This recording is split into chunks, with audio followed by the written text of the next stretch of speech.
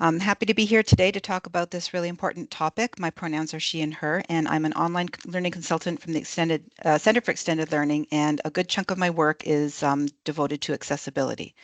So we're going to do three main things today. First, I'm going to briefly explain what we are talking about when we talk about the word accessibility, and then describe some basic level accessibility practices. And these are intended to be practices that are fairly quick and easy. So I'm going to invite you to think about how quick and easy they are for you as we go through. And then finally, I will provide some information on where you can get help with accessibility related to any digital materials, like for teaching or presentations, that kind of thing. So when we're talking about accessibility, we also think about accommodation. The terms are often used interchangeably, but they're not exactly the same thing. They both contribute to improving access and breaking down barriers, but they are very different in the way they roll out. And accessibility refers to something. We think of something as accessible if it is designed to meet established accessibility guidelines and requirements. And there are some very specific guidelines and requirements that we need to follow. It's accessible if it can be used by the majority of people with and without disabilities, and it can readily be adapted to an alternate version to meet an accommodation need. So when we're talking about accessibility, we're talking about applying those guidelines from the outset. So if you're thinking about developing slides for a course, then these are the benchmarks that you want to reach when you're developing your slides. And we think of doing that for the whole class so that it's removing barriers for people with disabilities, and it's done on that wider scale. Now, it's also been shared with me that accommodation is like the other side of the coin for accessibility. Whereas accessibility is something for like the large group, an accommodation is an adjustment that is individualized to meet a specific person's specific needs. It removes barriers that disadvantage and exclude people based on protected grounds, and disability is a protected ground. And it does not lower academic standards. So an accommodation is there. It's an adjustment in how something is done, but it doesn't alter the main requirement that students need to meet in order to meet their requirements in a course. So in this sense, it differs from general accessibility because it is focused on an individual's specific needs. So when you're thinking about accessibility services where Zena works, they are focused on those individualized accommodations, like academic accommodations that are related to an individual student's disability. Whereas when we talk about accessibility on campus in general, we're talking about meeting those requirements and guidelines across the board. Hopefully that helps to make that distinction more clear. So we're going to get right into it with some accessibility practices. And I'm going to, as I mentioned, ask you to think about, as we go through these, how quick and easy are these for you to do? Because some of these don't require a lot of skill, but they require the habit to be developed. And some of them might require a little bit more of a learning curve. So we're going to start first with accessible text. So accessible text starts with choosing fonts that are easy to read. So it's important to avoid very ornate fonts with a lot of curly cues and what we would think of as serifs. And if you have large blocks of italics text, that's generally not considered to be accessible. You can have a small heading in italics, that's okay, a word here or there, but having large blocks of text in italics is not considered to be accessible. Lightweight fonts have very skinny letters, lines, and they're very hard to read against light colored backgrounds. I would even argue against dark colored backgrounds too. Narrow fonts where the letters are really squished together, or monofaced fonts where spaced fonts where the letters are equally spaced, are also very difficult to read for a lot of people. And script fonts or handwritten fonts are also not that easy to read and present a lot of difficulties. So fonts that are more appropriate and accessible are ones that are sans serif, or at least really clearly laid out in serif font, like Arial, Calibri, and Verdana would all be considered sans serif. Georgia and Times Roman are considered serif, but they are considered accessible because of the way they are laid out. So in addition to choosing a good font, you need to make sure to place it over a solid background. So we see this sometimes with slides that an instructor or presenter has selected a background for their slide that is very patterned or has a lot of images on it, and the words are placed over it. And that's not accessible. So you want to avoid pattern backgrounds or backgrounds that would make things very difficult to discern what are the letters and what is a background. So there's two images shown on this slide. One shows a picture, they both show a picture of water with a rocky cliff and a blue sky in the background with a bit of a mountain. And the caption on both of these images is "Healthy Living Starts Here." The image on the left has the words "Healthy Living Starts Here" in black font right over the sky. And most of those letters are easy to make out against the blue background, but the contrast isn't great. And the word "here" is obscured by the branches in the photo, whereas the other photo shows "Healthy Living Starts Here" against a solid blue background, which is placed over top of the image. So you also want to pick that color of text that has that high contrast with the background, and all of the text is going to meet that color contrast, not only some of it. So another thing to keep in mind when using text is to use accessible ways of emphasizing the text, such as bold and sparing use of italics. It's best to avoid color as the only way of differentiating text because not everybody can perceive color the same way that you might be able to. And again, I mentioned this already. It's fine to italicize a few things, but avoid using them in titles, headings, and large passages of text. You also want to avoid using underline as a way to highlight your certain words because underline should be only reserved for hyperlinks. That way the user will be able to see if something is hyperlinked, is underlined, they should be able to recognize that that is a hyperlink. Okay, I'm going to move on to accessible lists. So the way to make a list accessible is to use your application's built-in tools for creating lists. And I've got a screenshot here of the menu at the top of Microsoft Word, where it's pointing to the bullet list and the numbered list tools and the formatting of indenting some. So if you just start typing on a list on a page and beside each one and kind of make up your own list, that's not as accessible. That's not considered accessible. But if you choose the bullet points, then it'll automatically format it so that anybody will be able to recognize that, and screen readers will be able to recognize that that is a list. So another thing to keep in mind when you're making lists, is to choose bullet lists when the list order, the order of items in the list, has no particular meaning. So think of like a grocery list. I can put milk, jam, bread, and I can put them in any order. It doesn't really matter. But if I were giving somebody instructions, so step 1, do this, then step 2, do that, then the order matters. And then I could say there are 6 steps to this assignment and put them in a numbered list because the order does matter in that case. Okay, moving on to accessible titles and headings. So again, just like with lists, you want to use the application's built-in tools to create titles and headings. So you want to use a heading 1 for your title. Don't select title, even though you'll have that option. Select heading 1 for a title, and you'll find those along the top navigation of, say, for example, Microsoft Word. You'll see styles, and if you click on the drop-down menu arrow for styles, you'll have a number of different options, including normal text, heading 1, heading 2, heading 3. So rather than just typing the words of your title on the page and then using bold and then making it bigger and doing other things to make it stand out, format it appropriately using the built-in tool to do that. We use only one heading 1 only once in a document. You wouldn't want to have 3 different heading 1s. Apply each heading level in a logical hierarchy, and I'm going to show you an example of what that means. You want to use heading levels sequentially, and you don't want to skip from a heading 1 to a heading 4. So you wouldn't be able to use a heading 4. You wouldn't need to use a heading 4 unless you've also got headings 2 and 3. So the order will be important as well.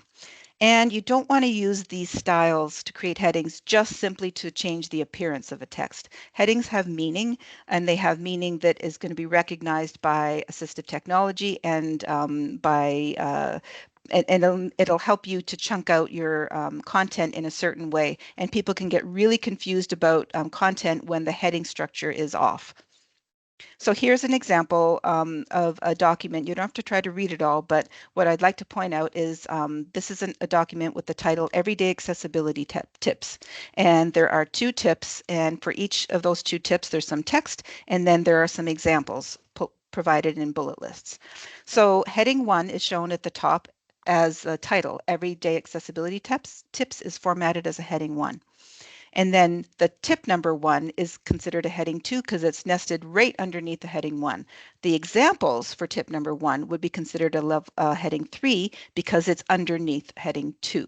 So then when you go back to the next main tip, we go back to a level 2 because it has the same importance as tip 1. So this is an example of how the hierarchy makes a big difference to the reader, because if the headings were in different orders or if there were no headings there, it'd be a lot harder to follow what belongs with what, especially if they weren't as clearly labeled in the text. So the next one is accessible links.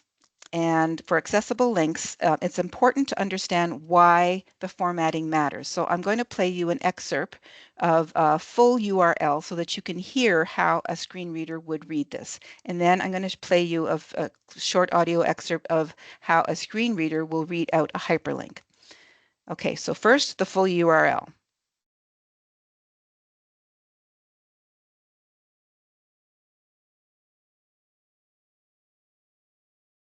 Okay, did everybody hear that okay? Victoria, you can let me know if that didn't come through, but I think it should have worked. So what you can hear is that the screen reader read out every single letter and the full URL. This is not a particularly long URL, but we have very lengthy URLs. And you can imagine that if you were taking in your content through a screen reader and every time it came to a link, it read out the full URL, you would never be able to retain that URL to be able to use it, for one thing. And it also is very disruptive to the flow of what you're reading. Now contrast that to a hyperlink. I'm going to play that excerpt for you now. Okay, so this is an example of the screen reader identifying that this, in fact, is a link. So it's going to read out the word link and then say the title of the link. And the title of the link should refer back to where the link is taking the user. So there's a very different user experience in terms of how you would have these links. Sorry, cursor was not in the right place. That's not very accessible. Apologies. Okay. Oh, come on. It's not letting me go forward. Okay, I wonder why I can't advance. There we go. Okay, so it's important to present links in the appropriate way for the format that you're using. So in digital communications, like if you're sending an email, then you want to use a hyperlink instead of having that full URL because it can be read as a hyperlink.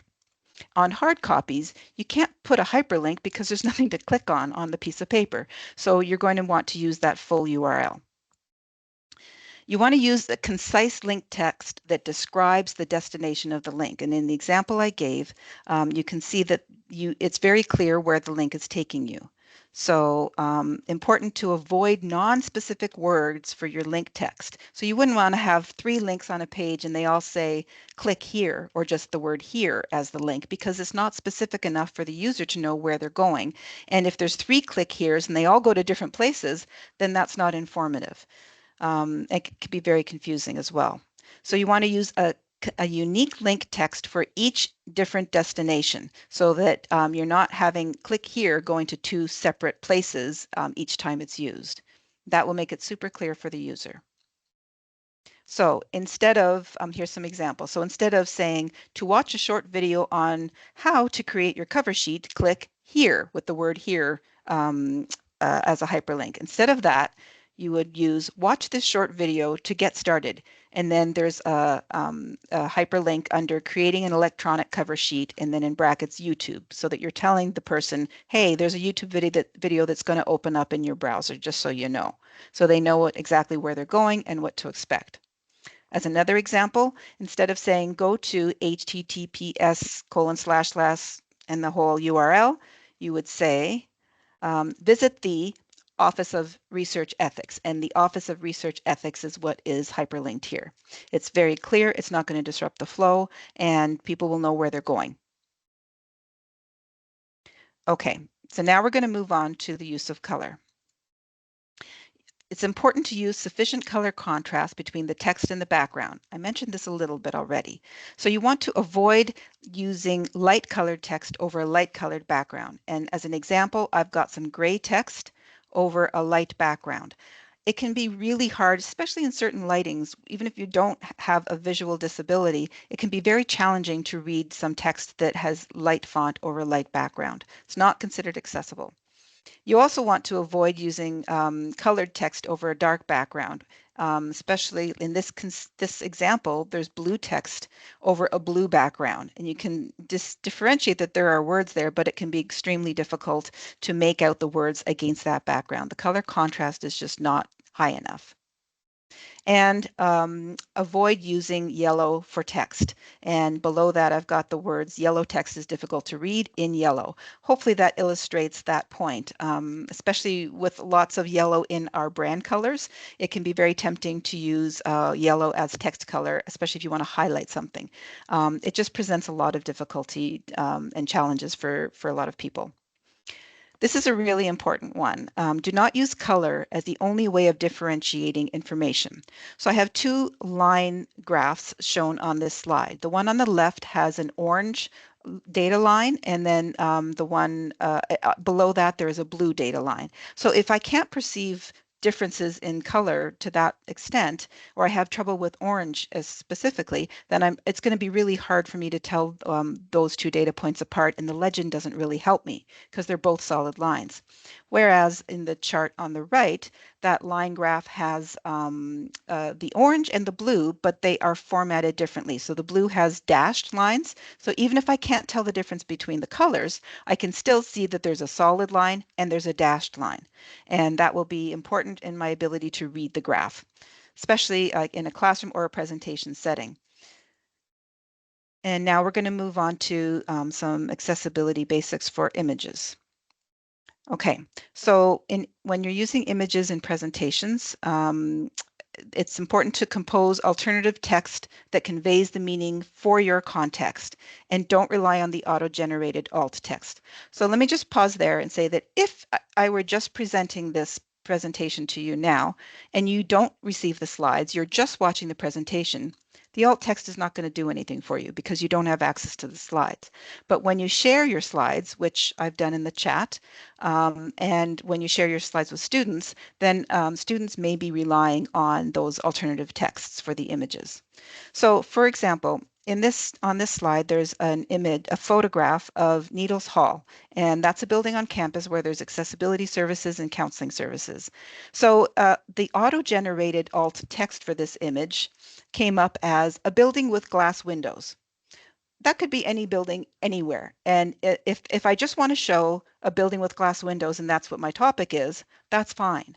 But let's say I'm using this image in a presentation to students so that I can point out, here's where you'll go if you need to, if you want to go to counseling services or if you want to find accessibility services, then it's important for me to give a richer description that is appropriate for my context. If I'm giving a presentation that where I want to highlight that there is a ramp that has a couple of turns, and that's maybe not an ideal way to have an accessible entrance, then I'm going to want to capture that in my alternative text. So an example of an adapted alternative text that's appropriate for my situation might be entrance to Needles Hall, including 5 steps and a long ramp with multiple turns.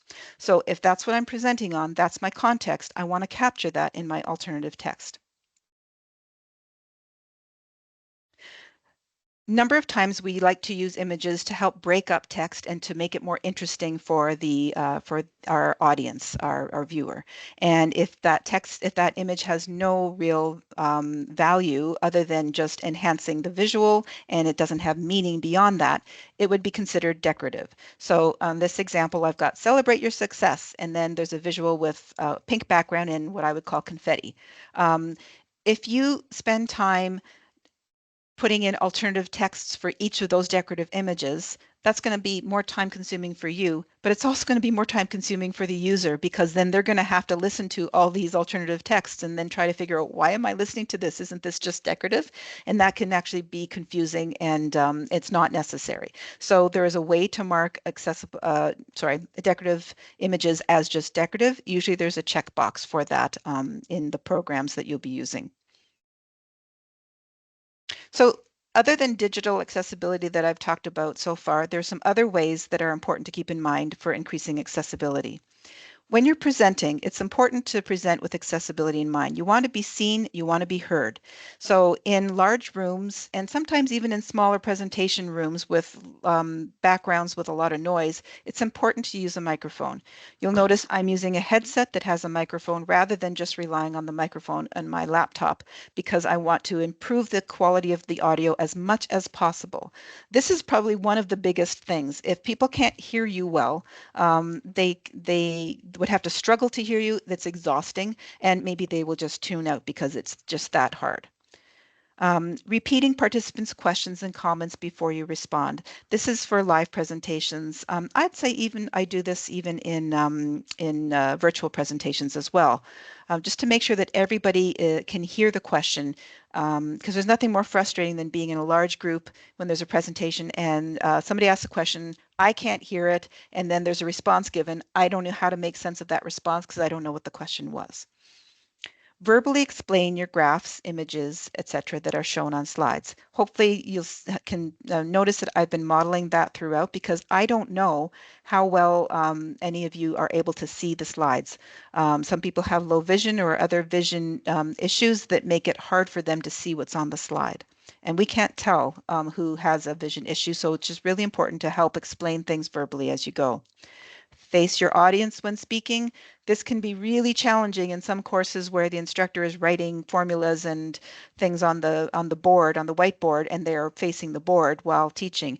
But if you can, if it's at all possible, face your audience. Some people rely on seeing the speaker and their face. Choose a solid color background for slides. I've mentioned that before. It's worth mentioning again. Keep your slide transitions simple and your animations simple. So if there's a lot of fanfare and movement, that can be really unsettling for a lot of people, and it's distracting as well.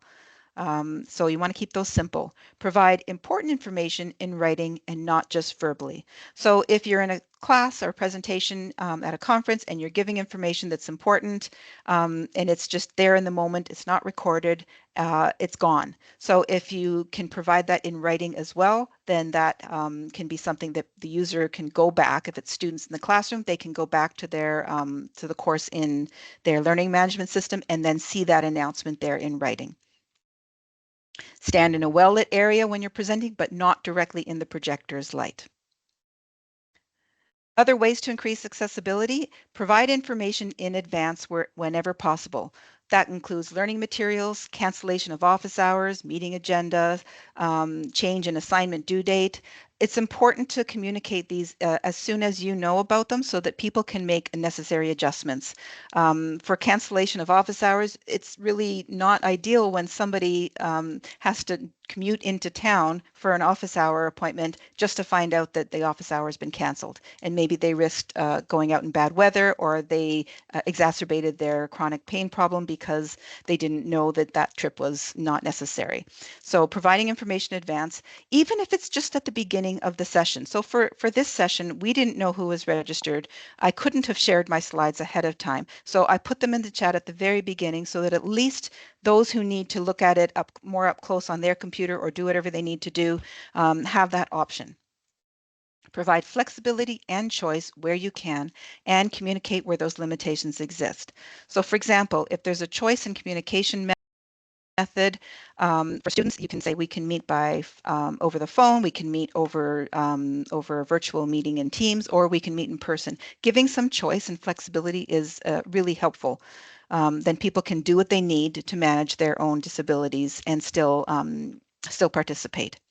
The use of cameras on versus cameras off in virtual meetings comes up a lot. Again, the general principle is put the decision making in the hands of the user so that they can do what they need. I wouldn't want to force everybody to have cameras on because that presents some difficulties for some people. So again, as much as you can be flexible where you're able to, that's helpful. For a course outline, for example, indicate the formats and technologies that you are going to plan to use for your instruction and assessments. Students will make decisions based on what's being used in a course. For example, some students may need to cut down on the amount of technology that they're using in a given term, and they'll have to look across all three, four, or five courses that they're signed up for, and then balance the demands. Same thing for social interactions. Some people might think, okay, you know what? I have two courses with group work. I cannot take this third course with group work because that presents a lot of difficulties and challenges for me because of my disability. So if you know what technologies to expect, then you can take a look at how well they work with your own assistive technology if you're using that. And just having that right up front really helps people to make decisions that are informed. Don't use tables, like the table format, to format the appearance of content on the page. I used to do this a lot. I want something to look a certain way, so I'll put it in a table and then I'll make the table lines invisible. I don't do that anymore because that's not the appropriate way to use tables, and it's not accessible. Only use tables to display information that is suitable for presenting in rows and columns. PDFs are a tricky one. It can be very challenging to make a PDF fully accessible. So when it's possible to avoid using PDFs, use an alternative instead, like Microsoft Word, or if you're in an LMS, just the HTML pages. If you must use a PDF so that you make sure that the formatting and the positioning looks appropriate, then you might be helpful to provide another version that's considered accessible. Chunk and format information to make sure that it's easier to understand and navigate. So I've got two boxes shown on the screen. The box on the left shows a very large block of text in one large paragraph. I've seen lots of students come to me for help over the past when I've had different roles, showing me slides where all of the material is big blocks of text. And that's harder to navigate and to read through rather than the example on the right. And in the example on the right side of this screen, there's a box with that same content, but is formatted with headings and bullet lists so that it's easier to understand, easier to navigate and scan and find something to go back and revisit it. Okay, so those are some basic skills practices that I think are important to keep in mind and to start implementing when you can. But you're not expected to just do this without ever needing any help. So especially for courses, there's places to go where you can get help. If you want, and you're at the University of Waterloo and you want to get help with your course accessibility, any aspect of course accessibility, you can reach out to the Agile Development team at the Center for Extended Learning. And Victoria will put the actual URLs in the chat. And if you have downloaded this presentation, they're also in the speaker notes. You can refer to a checklist, which is called the Tips for Creating Accessible Materials. And again, that URL will be in the chat if it's not already. I'm not paying attention to the chat. And also a third resource is a post-secondary course accessibility guide, which is intended to consolidate the requirements and guidelines in a way that's usable for instructors. So you can go through that guide and it will have some built-in help features to that. If you're at the University of Waterloo, there is a Waterloo specific one, and I haven't pointed you to that. Just having a few issues with where best to point you to get that. But you can go to this general one, and it will give you what you need. You can also reach out to me. So a couple of final thoughts before we open this up. When you're looking at accessibility, it's really important not to think of it as filling out a checkbox, or meeting compliance. Think about the user experience. I've got two photos. One of them you've seen before. This is the entrance to Needles Hall on campus. There are steps up to the entrance and a ramp with some multiple turns. There's also a photo of a student entering Davis Center where there are automatic opening doors and a flat ground level entrance. Both of these entrances are considered accessible. So they check a box, but the user experience is very different. And if you think of a user that has mobility issues or pain problems or is accompanying somebody who does have those, the experience is very different for both of these. It's not that they're not both accessible, they both are, but consider the user experience when you're thinking about accessibility. And my hope is that you think, I'm going to start with just one or two practices. Find the ones that you identify the ones that you find quick and easy, that you are not overwhelmed by, and just commit to practicing that this term. So if it's just, I'm going to make sure I format my headings instead of just making them look like headings on my own, it actually doesn't take longer to use the tool to format headings. It just is a habit that needs to be developed and practiced. So pick one thing or one or two things that you find quick and easy to do, and then get comfortable with that, and then think about adding after that. A final message is it's important for you to think about this as progress. We're not looking for perfection. It's not a 100% now my thing is accessible and now I can stop thinking about it. This is something where maybe you make one or two changes this term, get comfortable with them, and you've already increased accessibility in your courses or in your presentations. And the more you do that, the more you add on to that, the more things are becoming accessible, whatever those things are, materials, slides, presentations. So think of it as we're on this journey and we're just going to focus on increasing accessibility as we go and not try to go for that 100%.